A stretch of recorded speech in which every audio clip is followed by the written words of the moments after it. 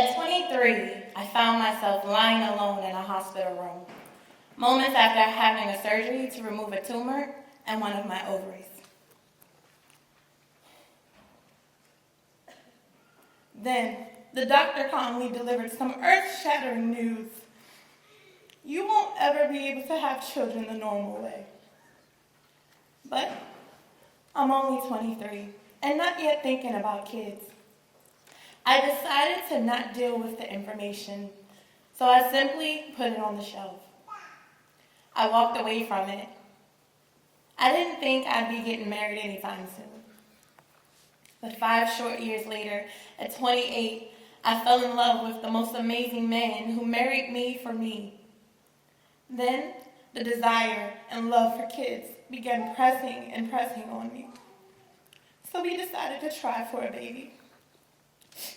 6 months after we got married, I went in for a routine checkup and found that I needed yet another surgery.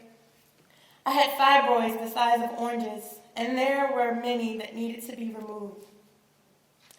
The surgery was considered a success, but 6 months later, while sitting at work, I began having hot flashes every 30 minutes, and then they would last for about 3 minutes each.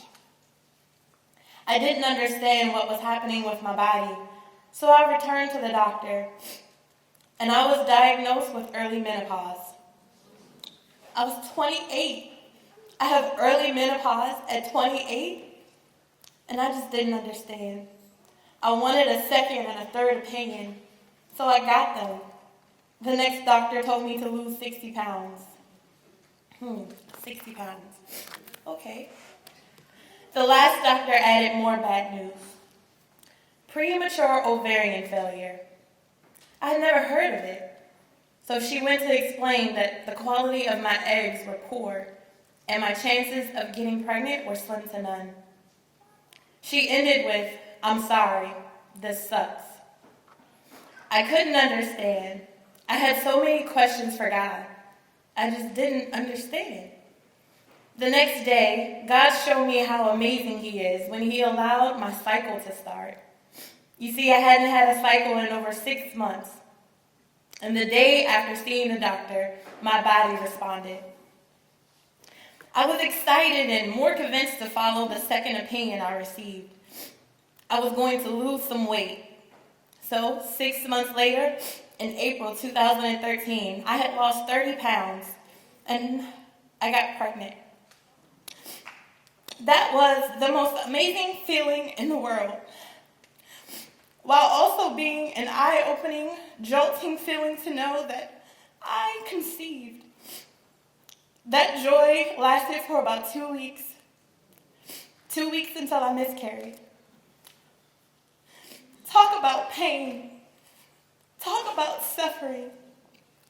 To have the one thing that you wanted so badly and finally be given to you and then be taken away just as quickly. I stayed in that grief for about 2 years. In 2015, my husband and I went to a fertility specialist at Shady Grove Hospital. Their diagnosis and suggestions, we could try to get pregnant using donor eggs, but that was not an option for us. So I started again on the journey toward healthier living, eating right, and working out. I've now lost over 50 pounds, and I'm still trying to reach the goal of 60 pounds. On my quest to becoming a mother, I learned a few things about what I think it means to be a mother. That when you fall, you can pick yourself back up. You're not always going to get it right. You're not always going to understand why. But there is a brighter day, and the sunshine always comes after the rain. Being a mother is challenging. Being a mother is frustrating. Being a mother is hard. And being a mother is being able to make sacrifices if it's for the best interest of your child.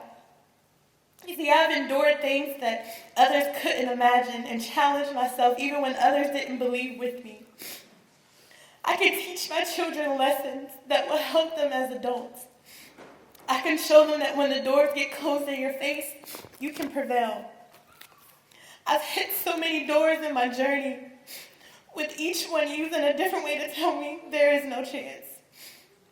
I've had to be strong in my beliefs and strong in my faith. And that's what I'll teach my future children, Caleb and Kaylee. That in spite of the odds being against you, you can still press on. If you just have faith the size of a mustard seed, that you'll win. And that's what I think about when I think about being a mother.